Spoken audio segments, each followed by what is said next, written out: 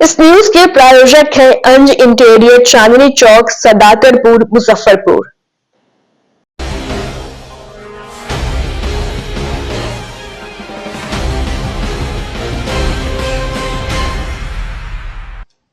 नमस्कार, मैं श्रुति और आप देख रहे हैं डन न्यूज। खबरों को आगे बढ़ाने से पहले आइए एक नजर डालते हैं उन खबरों पर जो बनी है आज की सुर्खियां।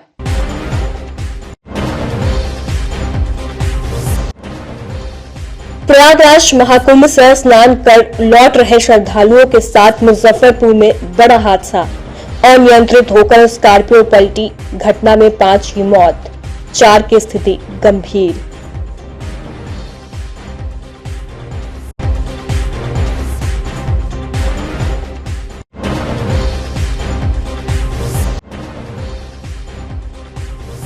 बैंक लूट के साजिश को पुलिस ने किया बेनकाब, हथियार के साथ 3 गिरफ्तार।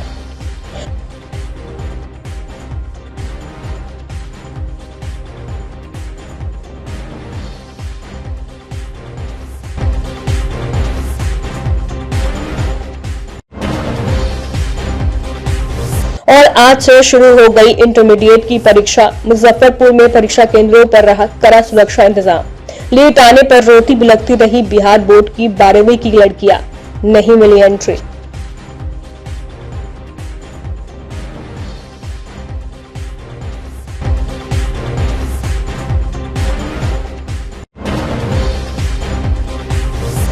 तो ये थी आज की सुर्खियां, अब खबरें विस्तार से। प्रयागराज महाकुंभ से लौट रहे श्रद्धालुओं के साथ मुजफ्फरपुर में बड़ा हादसा हो गया। महाकुंभ से लौट रहे यात्रियों से भरी एक स्कॉर्पियो बाइक सवार को बचाने के कारण बेकाबू होकर पलट गई, जिसमें स्कॉर्पियो के परखच्चे उड़ गए। इस दर्दनाक घटना में 5 लोगों की मौके पर ही मौत हो गई, जबकि एक बच्चा समेत 4 लोग अस्पताल में जिंदगी का जंग लड़ रहे हैं। घटना सदर थाना क्षेत्र के मधुबनी गांव के पास 4 लेन की है। बताया जाता है कि एक बाइक को बचाने में हाई स्पीड से जाती स्कॉर्पियो कार पलट गई। कार में 9 लोग सवार थे। हादसे के शिकार लोग नेपाल के बताए जा रहे हैं। पुलिस मौके पर पहुंच गई, रेस्क्यू कर सभी को कार से बाहर निकाला। घायलों को एसकेएमसीएच में भर्ती कराया गया है। सभी लोग नेपाल के मोहतरी के रहने वाले थे। घटना के बाद मौके पर भारी भीड़ जमा हो गई। सूचना पर सदर पुलिस के साथ ग्रामीण एसपी विद्यासागर, डीएसपी पूर्वी अमित कुमार, एसडीओ पश्चिमी श्रेयाश्री, डीएसपी नगर बबीता सिन्हा, डीएसपी यातायात नीलाभ कृष्णा मौके पर पहुंचकर जांच की। स्थानीय लोगों से मिली जानकारी के मुताबिक घटना के समय कार की स्पीड 100 किलोमीटर प्रति घंटा के आसपास थी। जिस 4 लेन पर दुर्घटना हुई है वो अभी नई है, अभी चालू नहीं हुई है। स्थानीय लोगों ने बताया कि 4 लेन पर बाइक से कुछ लड़के स्टंट कर रहे थे, तभी स्कॉर्पियो सामने आ गई। बाइक सवार लड़कों को बचाने में स्कॉर्पियो पहले डिवाइडर से टकराई और फिर पलट गई। यह देखकर बाइक लेकर युवक भाग गए। स्कॉर्पियो ने 3 से 4 बार पलटी मारी, जिसमें गाड़ी पर सवार 5 लोगों की मौत हो गई। मृतक की पहचान 55 वर्षीय बालकृष्ण झा, 50 वर्षीय इंदू देवी, 48 वर्षीय मंतारन देवी, 28 वर्षीय अर्चना ठाकुर के रूप में हुई है। वहीं चालक की पहचान अभी नहीं हो पाई है। हम खाना खा के जा रहे थे घर, तो हम जा रहे थे 4 लाइन पार किए ना, तो मोटरसाइकिल वाला हम फ़ोन से बतियाते जा रहे हैं, तो मोटरसाइकिल वाला भाग गया, इस रास्ता में ढुल गया। अब पलथी मारते हैं, चौथा में ही आके गाड़ी खड़ा हो गया। तो हम बहुत आदमी को चाल किए, तो बहुत आदमी आया है। तब तक 112 को फ़ोन कर, तो फ़ोन ही नहीं लग रहा था। गाड़ी पलट गई? गाड़ी पलट गई थी। तो कितने लोग सवार थे उसमें? थे 3 लेडी, 9-10 नहीं 9 आदमी थे इसमें। आप ही लोग निकाले सबको? जी। क्या स्थिति थी निकाले जब? 5 आदमी तो पूरा खत्म था, 3 आदमी बचा हुआ था। 3 जो आगे 4 आदमी बचल था। अच्छा, बच्चा भी था? हाँ, एक बच्चा था। उसकी क्या स्थिति? इसके कपार चोट है। क्या कारण क्या रहा एक्सीडेंट होने का? कैसे हुआ एक्सीडेंट? अब सर बाइक को बचाने के कारण हुआ इतना है। मुजफ्फरपुर में मधुबनी 4 लेन में एक बड़ा सड़क हादसा हुआ है, जिसमें 5 लोगों की मौत हो गई है। बताया जा रहा है कि सभी स्कॉर्पियो सवार 9 लोग कुंभ स्नान करके नेपाल लौट रहे थे मुजफ्फरपुर के रास्ते, और ये इस वक्त हम उसी घटनास्थल पर मौजूद है जहां 5 लोगों की दर्दनाक मौत हो गई। कई लोग इंजर्ड है इस मामले में, और देख सकते हैं कि काफ़ी संख्या में लोगों की भीड़ है और पुलिस पहुंची भी, कई थानों की पुलिस मौके पर पहुंची है और रेस्क्यू करके डेड बॉडी को निकाल के पोस्टमार्टम के लिए भेजा गया है। और फिलहाल जो घायल है उनकी पहचान की जा रही है, मृतक की भी पहचान की जा रही है। लेकिन ये बड़ा हादसा है, मुजफ्फरपुर के लिए दुखद हादसा है। जो प्रत्यक्षदर्शी है उनसे ये बात करने की कोशिश करते हैं। क्या हुआ था? अरे ये रोड में बराबर एक्सीडेंट होता रहता है और एक्सीडेंट होने के बाद आज भी लोग गांव का अगल बगल का लोग मर जाएगा। तो इसको रोड जब चालू नहीं है तो बंद करना चाहिए रोड को, क्या तो रोड वहाँ मेन बंद हो जाएगा, उसके बाद दिखते नहीं होगा। आज क्या घटना घटी है? आज जो घटना घटी क्या है? तो वहाँ से वो गली से बाइक निकल रहे थे हमारे गांव के कोई स्वजन, उनको बचाने के कार्यक्रम में कोई स्कॉर्पियो ये हो गया, 5-6 जने उसमें डैमेज है। अच्छा, 5-6 जने मर गए तब सब ये बचाने के चक्कर में बाइक ये लोग कहाँ जा रहे थे? एक तरफ वो कहाँ जा रहे थे, कहाँ से आ रहे थे वो तो हमको पता नहीं है। वो थोड़ा सा नीचे आ जाइए। जनकपुर जा रहे थे और ये शायद प्रयागराज से लोग लौट रहे थे, जनकपुर जा रहे थे। उसी क्रम में इस रोड में रील्स बनाने वालों की संख्या थोड़ा ज़्यादा है, तो उनके कारण जो है यहाँ पर आए दिन एक्सीडेंट होते रहता है। और इसमें चाहिए कि रोड में जहाँ पर क्रॉसिंग है वहाँ पर प्रशासन को भी चाहिए कि रोड ब्रेकर बनाने का, क्योंकि हाई स्पीड में भी गाड़ी थी, चूँकि गाड़ी जो है 5 पलथा खाई है। तो 5 पलथा खाने में हुआ क्या है कि ओवर स्पीड में रहा है तभी खाया है। तो 1-2 ब्रेकर भी होना चाहिए, क्योंकि यहाँ 2-2 कट है 4 लेन पे, तो वो कट के हिसाब से ब्रेकर होना चाहिए यहाँ पर। कितने लोग मरे हैं अभी? 5 लोग यहाँ पर मरे। लोग सवार थे उसमें? 8 लोग सवार थे। सब नेपाल की तरफ जा रहे थे? जनकपुर के थे सब।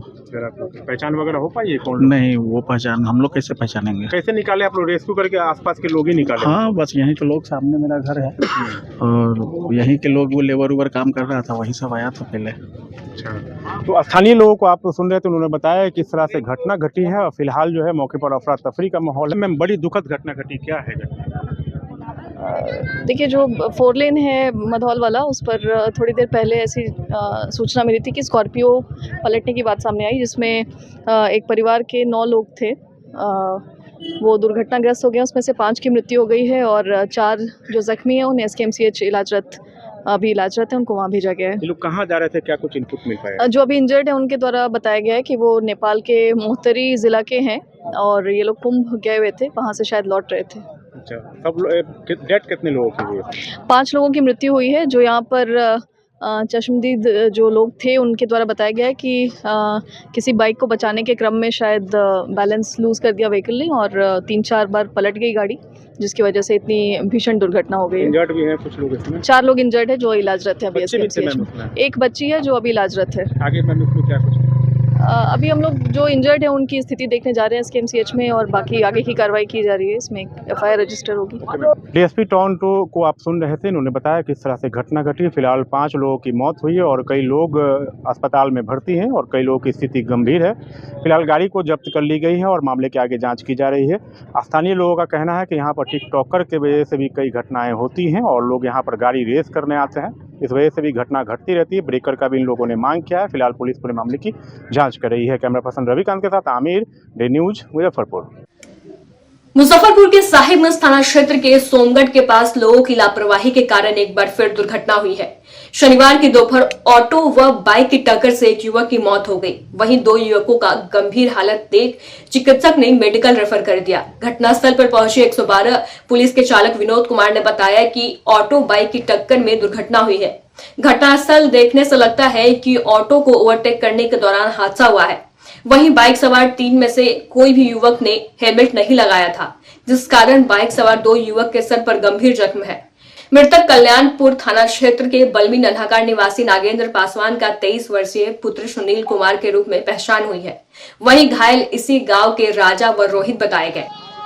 बता दें कि शुक्रवार की दोपहर भी धनैया में तेज रफ्तार टोटो पलटने के बाद ट्रक के कुचलने से एक मासूम की मौत हुई थी। ये ऑटो और बाइक का टक्कर हुआ है, जो अपना सर्वदेवी मंदिर के पास हुआ है। वहाँ पे जो है कि ऑटो वाले जो है कि अपना साहिबगंज से मोतीपुर के रूट पे थे और बाइक वाला मोतीपुर से साहिबगंज की तरफ आ रहा था। वहीं पे इनका जो है कि आमना सामना हुआ है टक्कर, जिसमें 3 बंदे ऑटो पर मोटरसाइकिल पर थे और ऑटो वाला अपना सामान लेकर के घरेलू सामान लेके जा रहा था। बोल रहे थे बाइक वाले उल्टा साइड में थे क्या? हाँ, वैसे तो ऑटो वाले का जो है कि जो दिशा दिखाया है वो जो है कि उनका साइड सही है। घटनास्थल देखने से क्या लगता है कि ओवरटेक वगैरह? हाँ, ओवरटेक का ही मामला प्रतीत होता है, क्योंकि जो है कि ऑटो को ओवरटेक मेरे समझ से किया जा रहा था। कितने आदमी घायल हैं? घायल तो इसमें जो है कि तीनों इंजर्ड हैं और डॉक्टर पुष्टि करेंगे कि किसमें इसमें क्या है, हालत गंभीर है इनकी। मुजफ्फरपुर पुलिस ने बैंक लूट से पहले अपराधियों के मंसूबे पर पानी फेर दिया। साहेबगंज प्रखंड के राजेपुर पुलिस ने बल्थी में बैंक ऑफ बड़ौदा की रेकी कर रहे बाइक सवार 3 अपराधियों को गिरफ्तार किया। उनके पास से 2 कट्टा, 4 कारतूस, बाइक और 1 खोखा जब्त किया। गिरफ्तार अपराधियों की पहचान साहेबगंज थाना के नवलपुर गांव के विकास कुमार, कुंदन कुमार और विकास कुमार के रूप में हुई है। संबंध में जानकारी देते हुए ग्रामीण एसपी विद्यासागर ने बताया कि राजेपुर थाना अध्यक्ष टीम के साथ बैंक की चेकिंग कर निकल रहे थे। इसी क्रम में देखा कि बैंक के पास 3 संदिग्ध युवक काला नकाब बांधकर बैंक की ओर बढ़ रहे थे, लेकिन पुलिस को देखकर तीनों भागने लगे। पुलिस ने करीब 6 किलोमीटर तक खदेड़कर तीनों को सरैया मेन रोड में दबोच लिया। 2 अपराधी बाइक से उतरकर भागने लगे, लेकिन बाइक तेजी से रोकने के कारण तीसरा अपराधी गिर गया, जिसके बाद पुलिस ने दौड़कर उसे पकड़ लिया। साथ ही खेत में भाग रहे 2 अपराधियों को भी पुलिस ने दूर तक खदेड़ा और उस दोनों अपराधियों को भी पकड़ लिया। पुलिस ने आशंका जताई है कि अगर इनकी गिरफ्तारी नहीं होती तो ये बदमाश बैंक लूट की घटना को अंजाम दे सकते थे।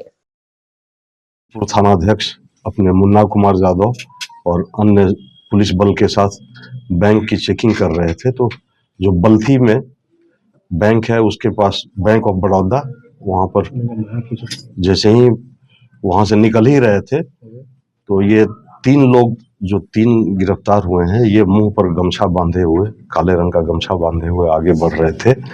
और ये इससे पता चल गया कि ये जरूर कोई कुकृत्य करने जा रहे थे, या हो सकता है कि बैंक पर ही इनका निशाना रहा हो। जब इनका पीछा किया गया तो वहां से बल्थी से सरैया की ओर जो रोड जाती है, इसमें ये लोग भागना शुरू कर दिए। एक ही मोटरसाइकिल पे तीनों था और सरैया वाले रोड में करीब 3 किलोमीटर आगे जाने के बाद से हम कैच कर पाए, पुलिस बल वाले कैच किए।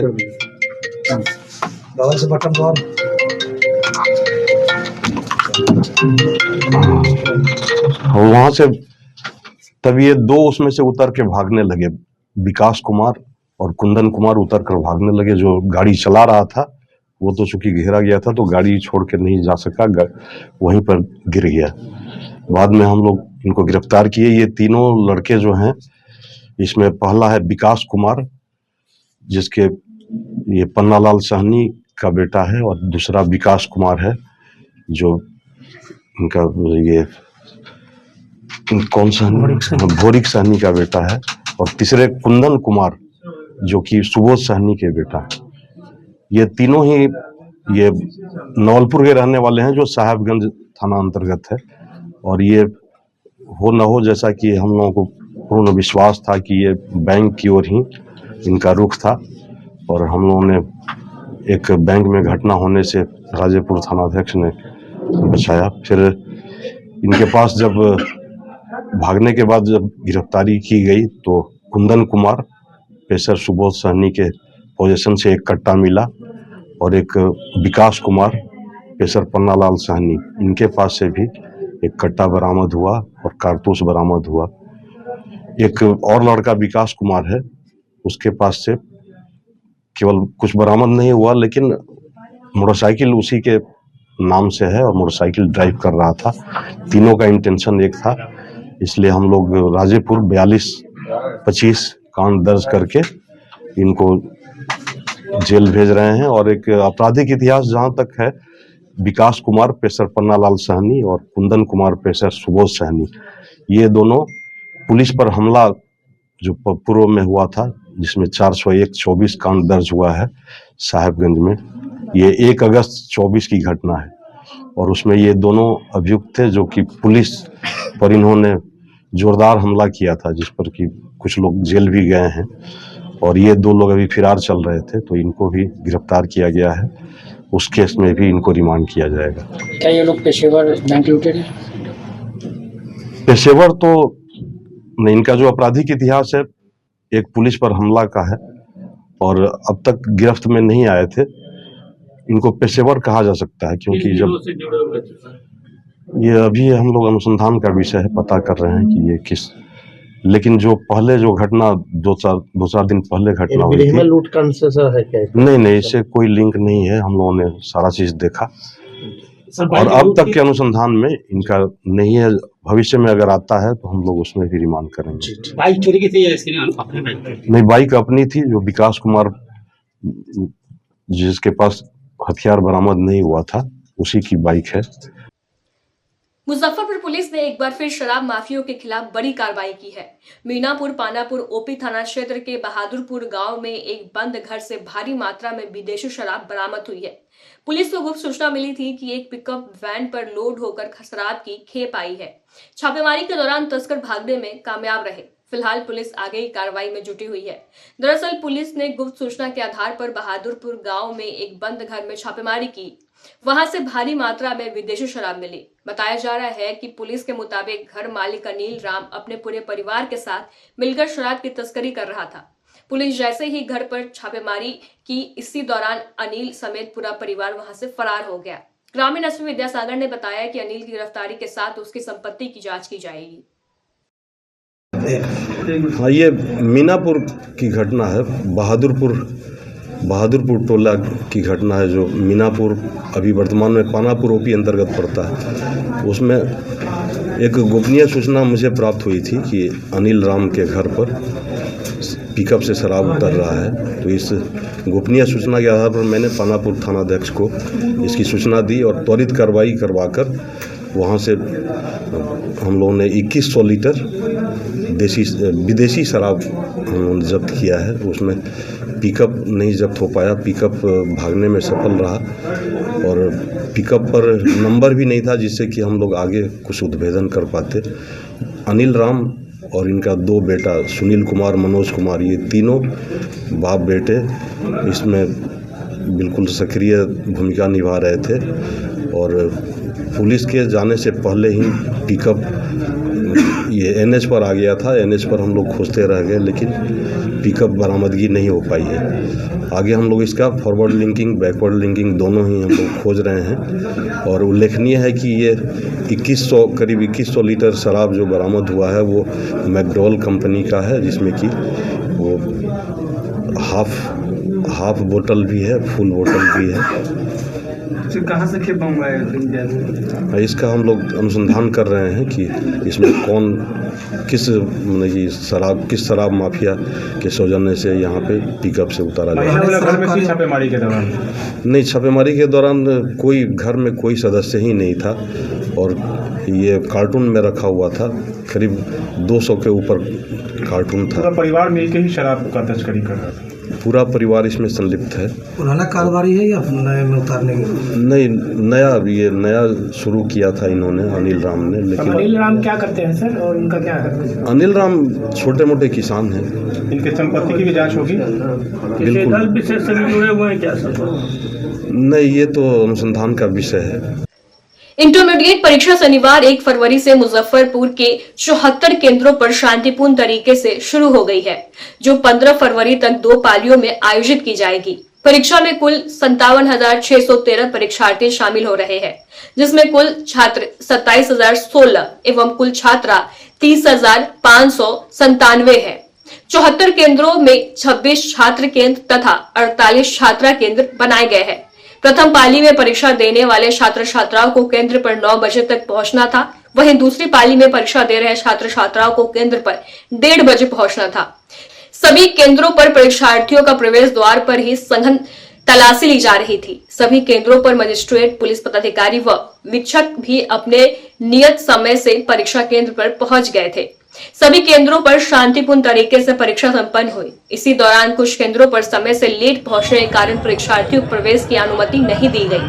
नीतीश्वर महाविद्यालय में प्रथम पाली में समय से देरी से पहुंचने के कारण कुछ छात्रों को गेट से बाहर निकाल दिया गया, जिसका वीडियो भी सोशल मीडिया पर वायरल हो रहा है। एसडीओ पूर्वी अमित कुमार ने कहा कि किसी भी छात्र छात्रा के साथ धक्का मुक्की नहीं की गई है। जो परीक्षार्थी देर से परीक्षा केंद्र पहुंचे थे, केवल उन्हें प्रवेश की अनुमति नहीं दी गई है। सभी केंद्र पर शांतिपूर्ण तरीके से परीक्षा आज संपन्न हुई है। पहला दिन है, जाम उम में पड़ गई थी, 6 बच्ची है कितना लेट हो गया? कितना टाइम लेट हो गया? 5 मिनट हो गया? 5 मिनट। कहाँ से आए? कहाँ से? खेरमा से आए। तो अंदर क्या बोला? अंदर क्या बोले आपको? अंदर से कुछ नहीं, अंदर से मार के भगा दिया गया, बोला है कि कोई मार कर भगा दिया गया? हाँ, मारा भी गया है। मारा गया है? हाँ, मारा गया है। कौन मारा है? कांस्टेबल मारी है। लेट क्या है हो गया? टाइम ट्रैफिक के कारण। Traffic jam. किस समय का परीक्षा था? परीक्षा किस सब्जेक्ट का था? बायोलॉजी का था। लेट हो गया, घर से लेट थोड़ा हो गया। कहाँ से आए? कहाँ से? जाम में फंस गए थे। क्या तो अंदर बात किए? टीचर से बात किए हैं? नहीं, निकाल दिया गया है गेट। जब हम लोग अंदर घुसे तो निकाल दिया गया है, मार कर भगा दिया। कितने बजे तक पहुँचना? कितने बजे तक था? 9:30 में। अभी बच्चा सब बैठे ही होगा, अब क्वेश्चन पेपर मिला होगा, उस वक्त से अंदर ले लेता ना। 9:05 में आया, जैसे वैसे ले लेता ना। 5-10 मिनट तो 5 तक तो प्रवेश तो लेना ही था। 9:05 तक कभी नहीं दिया गया? नहीं धक्का दे दिया? कौन धक्का दिया? कांस्टेबल। नहीं, ऐसा नहीं है। वीडियो मैंने भी देखा है, उसमें कहीं भी मारपीट का नहीं है। एक्चुअली कुछ बच्चियां लेट आई, तो जो टाइमिंग था वो 9 बजे तक था। 9 बजे के बाद बिल्कुल अलाउ नहीं किया जाएगा किसी को भी एंट्री करने के लिए। तो उसके बाद इन लोग आए हैं और इन लोग कोशिश कर रहे थे कि ज़बरदस्ती हम लोग अंदर चले जाएं, तो ऐसा नहीं है। टाइम के बाद बिल्कुल अलाउ नहीं होगा और किसी के साथ मारपीट नहीं की गई है, उनको समझा बुझा कर बात किया गया। वीडियो वायरल हुआ है तो उसमें नहीं, वीडियो मैंने भी देखा है। वीडियो में बस उनको बोला जा रहा है कि आप लोग जाइए, धक्का मत दीजिए। गेट को क्यों धक्का दे रहे थे? आप देख सकते हैं इधर टाइल्स भी कहीं टूटा है इन लोगों के द्वारा, जो धक्का दिया गया। और मारपीट वाली ऐसी कोई खबर नहीं। सर क्या कुछ तैयारियां ऐसे एग्जाम शुरू हो गया? नहीं, एग्ज़ाम को लेकर के हम लोग पूरी तरह तैयार हैं। सभी जगहों पे फोर्स में स्टेट अलर्ट मोड में है। हम लोग ट्रैफिक को लेकर के भी बिल्कुल तैयार हैं कि ताकि किसी भी बच्चे को टाइम नहीं लगे। हाँ, लोगों से ये अपील रहेगी कि नॉर्मल डेज के जैसा उन लोग नहीं समझें, कुछ तो भीड़ रहेगी तो ट्रैफिक थोड़ा स्लो होगा, तो उसके अनुसार अपना प्लानिंग करके आएँ, थोड़ा घर से पहले निकलें ताकि समय पे सेंटर पे आ जाए। बिहार विद्यालय परीक्षा समिति की ओर से आयोजित इंटर परीक्षा में मुजफ्फरपुर की एक छात्रा को परीक्षा देने से वंचित कर दिया गया। मामला नीतीश्वर महाविद्यालय परीक्षा केंद्र का है, जहां समय से पहले ही मुख्य द्वार को बंद कर दिया गया। पीड़ित छात्रा रतन प्रिया ने बताया कि वह समय पर पहुंच गई थी, लेकिन परीक्षा केंद्र पर पहुंचते ही देखा कि मुख्य द्वार बंद किया जा रहा था, जबकि घड़ी में 5 मिनट समय बचा था। उपस्थित पुलिसकर्मियों और केंद्राधीक्षक ने उसे अंदर प्रवेश करने से रोक दिया, जबकि उससे आगे वाले परीक्षार्थियों को प्रवेश करने दिया। सिर्फ उससे ही परीक्षा से वंचित कर दिया गया। उसने काफी मिन्नत की, लेकिन उसके द्वारा मिन्नत किए जाने के बावजूद उसे अंदर प्रवेश नहीं करने दिया गया। पीड़िता के द्वारा परीक्षा केंद्र से ही जिला शिक्षा पदाधिकारी के मोबाइल नंबर पर कॉल किया गया, लेकिन जिला शिक्षा पदाधिकारी ने कुछ भी सुनने से साफ इनकार कर दिया। पीड़ित छात्रा ने मामले में मानवाधिकार अधिवक्ता एसके झा के माध्यम से जिला शिक्षा पदाधिकारी व नीतीश्वर महाविद्यालय के केंद्राधीक्षक के विरुद्ध राष्ट्रीय व राज्य मानवाधिकार आयोग में याचिका दायर की है। मानवाधिकार अधिवक्ता एसके झा ने बताया कि यह मामला मानवाधिकार उल्लंघन के अति गंभीर कोटि का मामला है। जिला शिक्षा पदाधिकारी के द्वारा परिस्थिति से अवगत होने के बावजूद कोई पहल नहीं करने के कारण एक छात्रा का 1 वर्ष का महत्वपूर्ण समय बर्बाद हो गया, जो कहीं से भी उचित नहीं है। बहरहाल पीड़िता छात्रा को न्याय दिलाने के लिए आयोग में याचिका दर्ज किया गया है। 1:25 तक पहुंच गए थे सेंटर पे? जी। कौन सा सेंटर था? नीतीश्वर कॉलेज। क्या बोला गया? वही बोला गया था कि बाहर ही रुकने के लिए, ताला भी लग चुका हुआ था तो अंदर नहीं जाने दे रहा था। कितने बजे पहुंचना था सेंटर पे? क्या हुआ? 1:30 बजे तक हाँ। पहुंचना था। 1:30 बजे तक? हाँ, 1:30 बजे तक। 1:30 बजे। कहाँ से आए हो? हाँ, दामोदरपुर। ये बड़ा इंटेलिजेंट विद्यार्थी है और बहुत गरीब परिवार के लड़की है। इसकी माँ किसी तरह से और इसके फादर दैनिक मजदूरी करके 3 गो लड़की को इसके गार्जियन पढ़ा रहे हैं, तो उसमें सबसे छोटी यह है। इसका आज इंटर का परीक्षा था, सेकेंड सीटिंग में होना। यह विद्यार्थी 1:25 बजे नीतीश्वर कॉलेज के गेट पर यह विद्यार्थी पहुंच चुकी थी।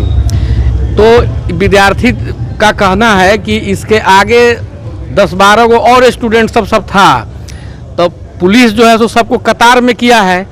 तो 1:30 तक जितना स्टूडेंट था उसका एंट्री हो गया है।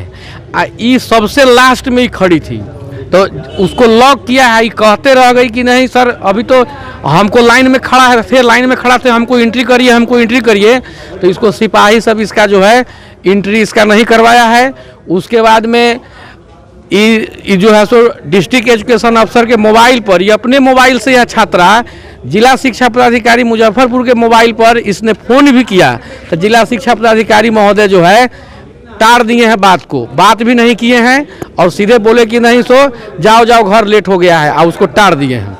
उसके बाद में सेंटर सुपरिटेंडेंट के पास में भी मतलब हम लोग कहे हैं कि भाई जाओ वहाँ पर, तो सेंटर सुपरिटेंडेंट भी बाहर में शायद आ करके इसको बोले हैं कि नहीं जाओ अब 1 साल के बाद में आना, 5 मिनट लेट से नहीं एंट्री होता है। जबकि यह विद्यार्थी 1:25 पर सेंटर पर पहुंच चुकी थी, लाइन में सबसे पीछे थी। इसके आगे वाला जो विद्यार्थी था उसका लाइन 1:30 में वहीं पर रोक गया है और इसको कतार से अलग कर दिया गया है। और ये बताइए लड़की है, अगर परीक्षा दे ही देती तो क्या हो जाता, और इसको परीक्षा से वंचित कर दिया गया है। और यह लड़की एकदम काफ़ी हतोत्साहित हो चुकी है और इतनी इसकी माने मानसिक रूप से प्रताड़ित महसूस कर रही है कि इसका 1 साल इसके जीवन का अमूल्य समय खत्म हो गया। हम लोग इसके लिए मानवाधिकार आयोग में हम लोगों ने पिटीशन दायर कर दिया है और हम लोगों को जिला शिक्षा पदाधिकारी मुजफ्फरपुर के विरुद्ध जितनी कड़ी से कड़ी हो कार्रवाई उन पर करवाना है और कोर्ट में भी अब उन पर मुकदमा करेंगे कि विद्यार्थी के जीवन के साथ में वो खिलवाड़ कर रहे हैं। चोर लंगा लफांगा जो है सो रोड पर बउआ रहा है, अब विद्यार्थी सबको जो है सो इस समय मैंने जीवन को बर्बाद करने पर लगे हुए हैं, तो उनके विरुद्ध अब कोर्ट में ही मुकदमा करने जा रहे हैं। और आज अभी मानवाधिकार आयोग में भी हमने पिटीशन फाइल कर दिया है, उनके विरुद्ध नेक्स्ट वीक नोटिस निकलने जा रहा है। नीतीश्वर महाविद्यालय के जो केंद्राधीक्षक हैं उनके विरुद्ध भी शिकायत की गई है। इन दोनों आदमी को पार्टी बनाया गया है। जी वक्त हो चला है एक छोटे से ब्रेक का। ब्रेक के बाद तुरंत हाजिर होते हैं। तब तक के लिए बने रहिए हमारे साथ और देखते रहिए डेन न्यूज।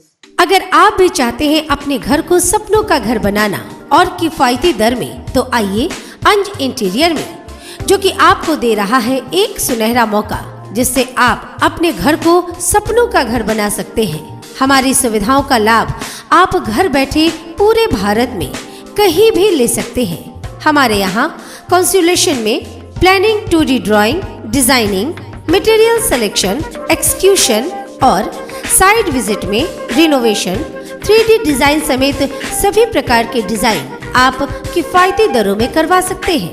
हमारा पता है अंज इंटीरियर, चांदनी चौक से सदातपुर रोड स्थित C8 शॉपी के फर्स्ट फ्लोर पर, मुजफ्फरपुर। हमारा फोन नंबर है 9263237503। ऑल ओवर एक्चुअली बेसिकली हमारा जो ये डिज़ाइन का काम है, तो ऑल ओवर हम लोग इंडिया टारगेट करते हैं। हमारे पास गुवाहाटी के भी प्रोजेक्ट्स है, वडोदरा के भी प्रोजेक्ट्स है, वी आर वर्किंग, मुजफ्फरपुर का भी प्रोजेक्ट्स चल रहे हैं।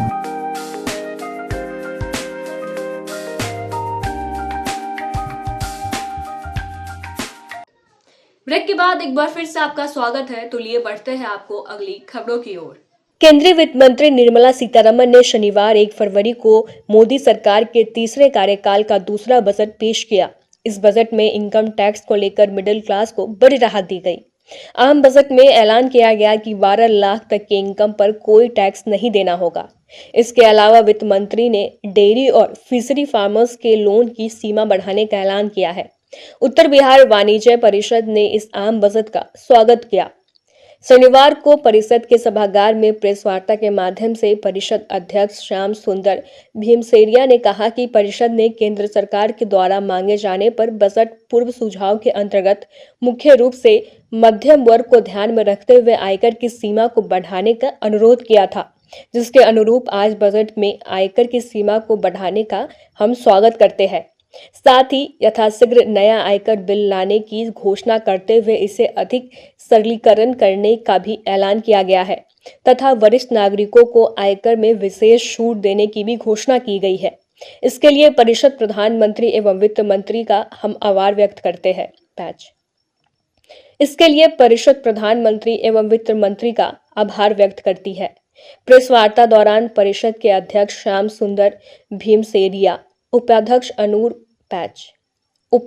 अनूप कुमार कक्करानिया, महामंत्री प्रमोद कुमार जाजोदिया, दिलीप कुमार तुलसिया, विनोद कुमार केजरीवाल, कोषाध्यक्ष अंकित कुमार हिसारिया, सभापति मीडिया प्रबंधन संजन शर्मा सहित शहर के चार्टर्ड अकाउंटेंट, कर अधिवक्तागण एवं शहर के विभिन्न व्यवसायों से जुड़े परिषद के सदस्य उपस्थित रहे। बजट का हम लोग स्वागत करते हैं। इस बार के बजट में जो है जन कल्याण की बात की गई है, व्यवसाय हित की बात की गई है, उद्यम हित की बात की गई है। इस बार के बजट में जो टैक्स स्लैब जो हर आय करदाता से जुड़ा हुआ मामला है, उसमें हम लोगों ने टैक्स प्रणाली में यह मांग की थी सरकार से कि 7 लाख की जगह उसको 10 लाख रुपए तक की छूट कर दी जाए। लेकिन भारत सरकार ने 7 लाख की जगह 10 लाख नहीं बल्कि 12 लाख की छूट दी है, जो निश्चित रूप से बहुत ही स्वागत योग्य कदम है उनका।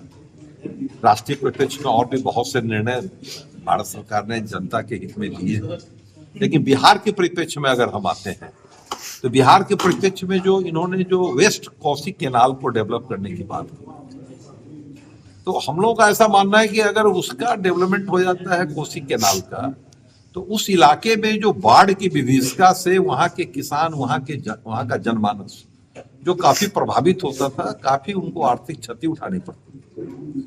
तो इस वजह से क्या होगा कि अगर बाढ़ की विभीषिका को हम लोग रोक पाए तो निश्चित रूप से वहां के किसान खुशहाल होंगे, किसानों की खेती जो है लहलहाएगी। तो ये निश्चित रूप से बिहार के लिए बड़ा ही अच्छा सोच समझ के लिया गया कदम है।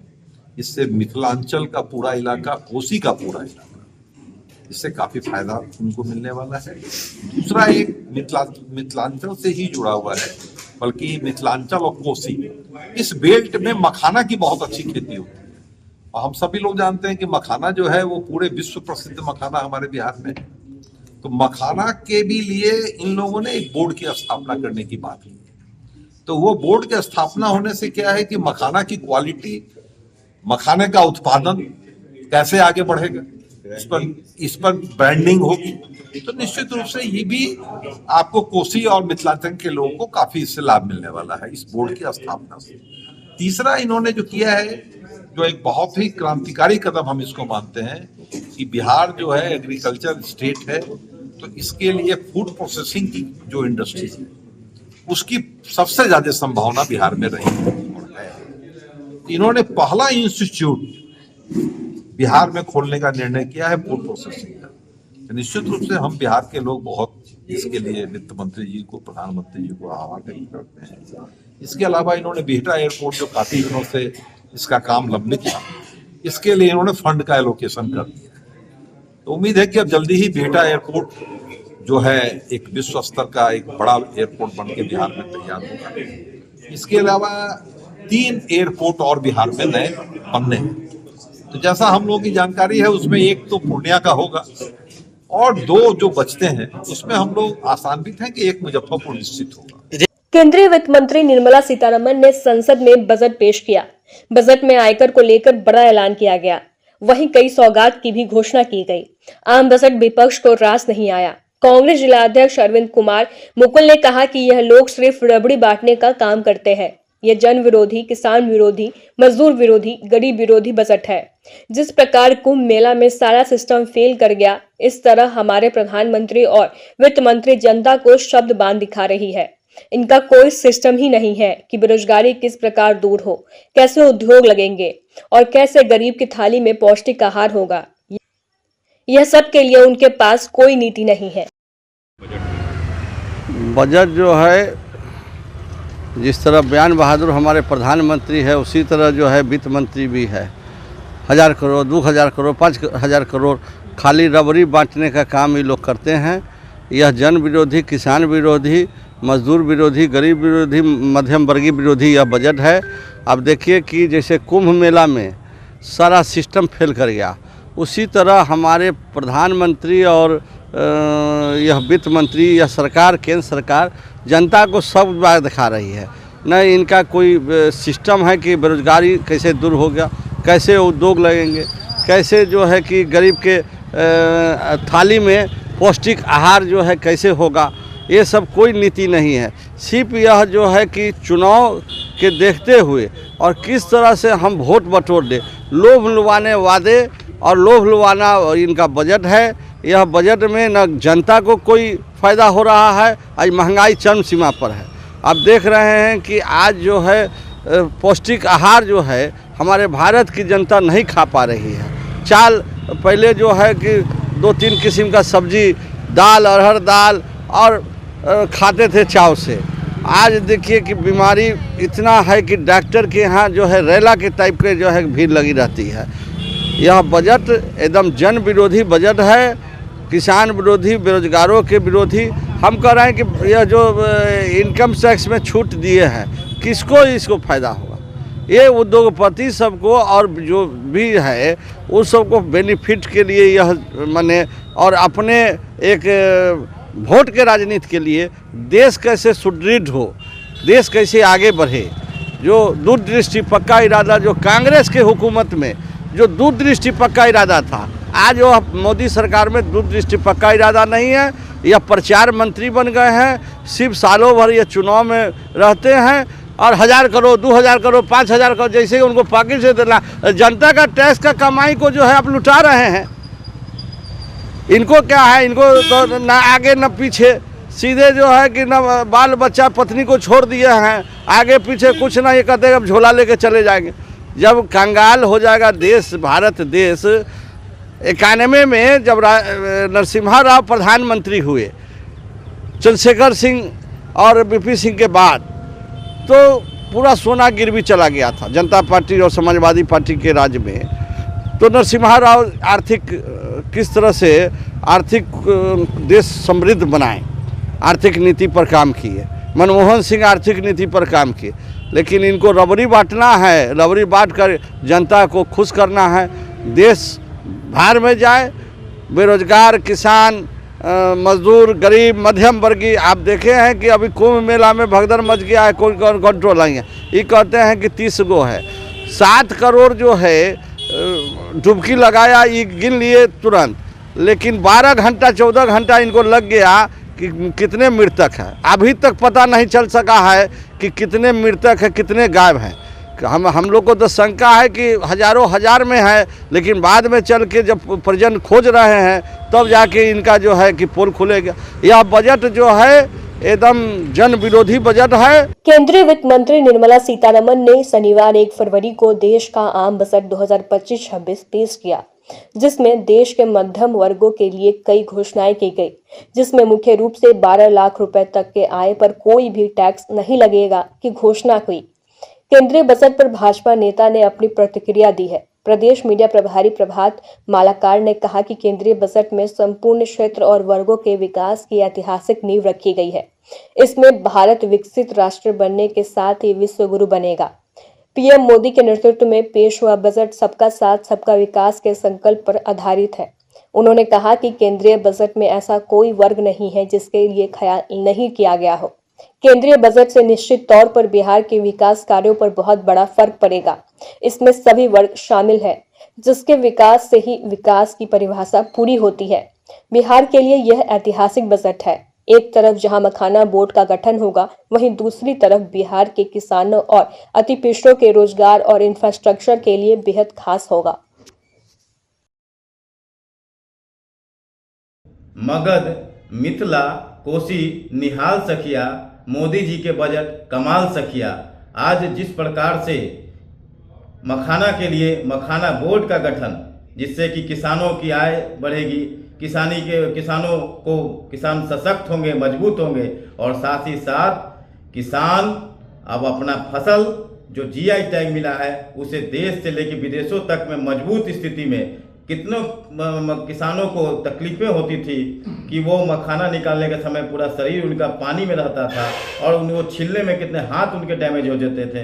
एक तरफ जहां कोसी बराज का मामला हो, चाहे मिथिला में सिंचाई योजना का मामला हो, तो निश्चित तौर पर इस बार का यह बजट मोदी जी और निर्मला सीतारमण जी ने बिहार को समर्पित किया है और बिहार के लिए ऐतिहासिक बजट हो।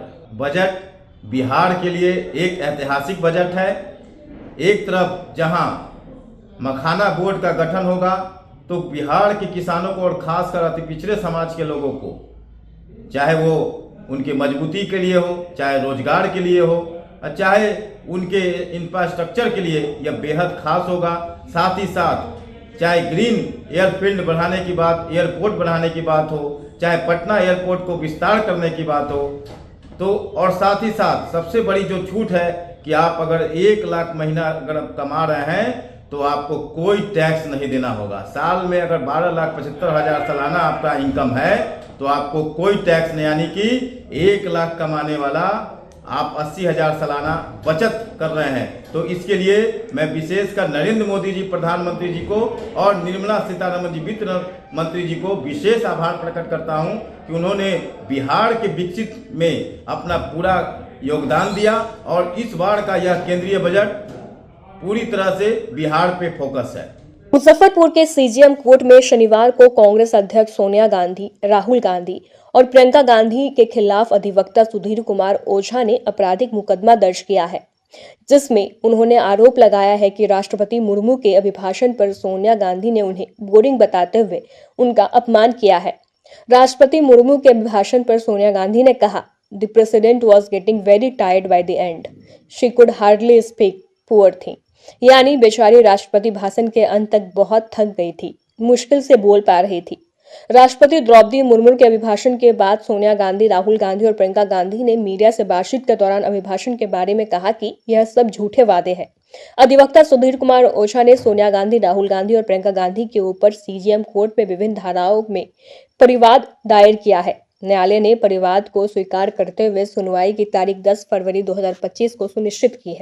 हमने माननीय सीजीएम मुजफ्फरपुर की अदालत में एक आपराधिक मुकदमा सोनिया गांधी, राहुल गांधी और प्रियंका गांधी के विरुद्ध दर्ज कराया है। दर्ज मुकदमे में बीएनएस की धारा 352, 351 के साथ साथ 79, 151 और 61 क्लॉज 2 के तहत दर्ज मुकदमे ने आरोप लगाया है कि बजट सत्र अभिभाषण के पूर्व तीनों अभियुक्तों के द्वारा जब लोकसभा से निकल कर बाहर आ रहे थे तो एक मीडिया से प्रश्न पूछे जाने के दरमियान इन्होंने आपस में जो बातें किया और महामहिम भारत के राष्ट्रपति जो महिला हैं, जो आदिवासी वर्ग से आती हैं, उनको अपमानित करने का कार्य किया अपने टिप्पणी से।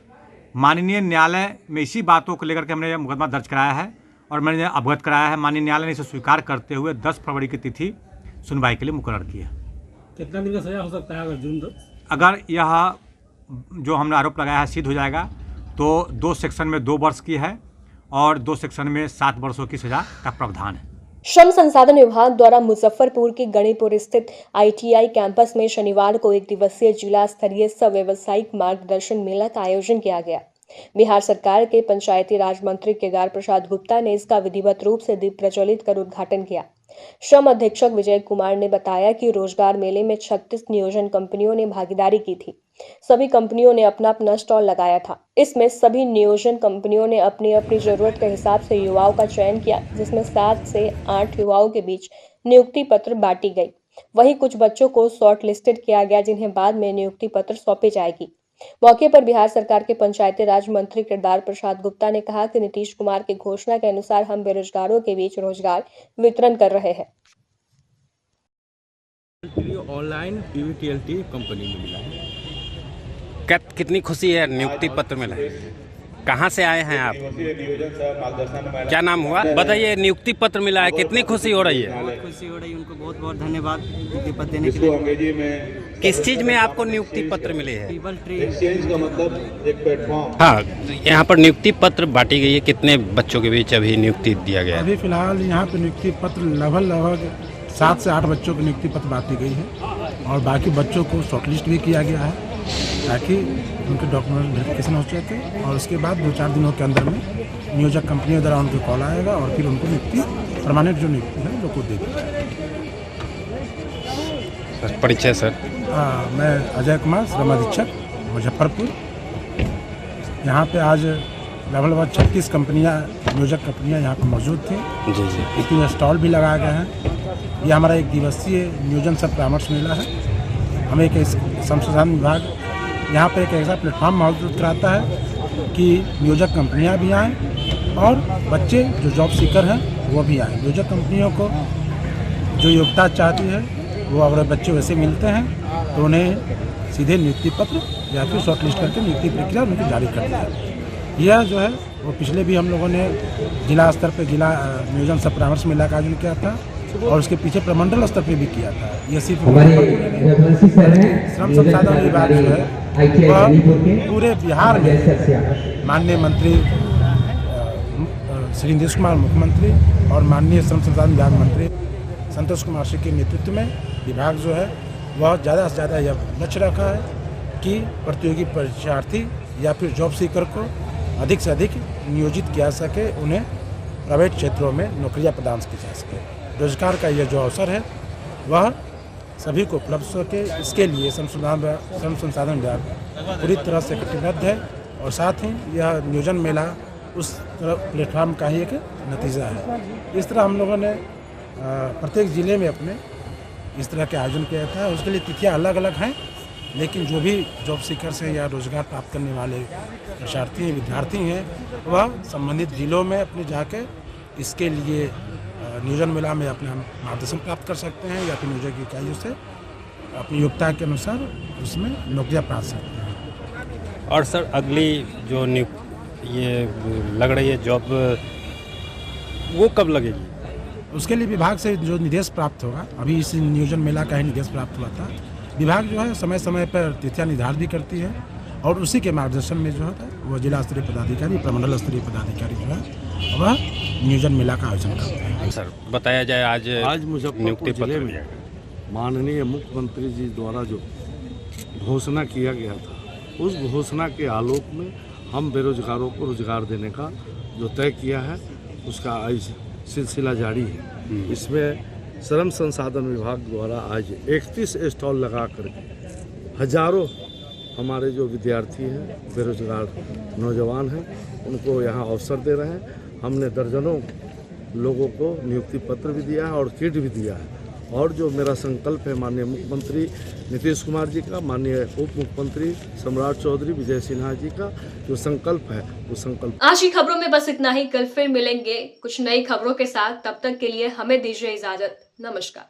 अगर आप भी चाहते हैं अपने घर को सपनों का घर बनाना और किफायती दर में, तो आइए अंज इंटीरियर में, जो कि आपको दे रहा है एक सुनहरा मौका, जिससे आप अपने घर को सपनों का घर बना सकते हैं। हमारी सुविधाओं का लाभ आप घर बैठे पूरे भारत में कहीं भी ले सकते हैं। हमारे यहाँ कंसुलेशन में planning, 2D drawing, designing, material selection, execution और साइट विजिट में रिनोवेशन, 3D डिजाइन समेत सभी प्रकार के डिजाइन आप किफायती दरों में करवा सकते हैं।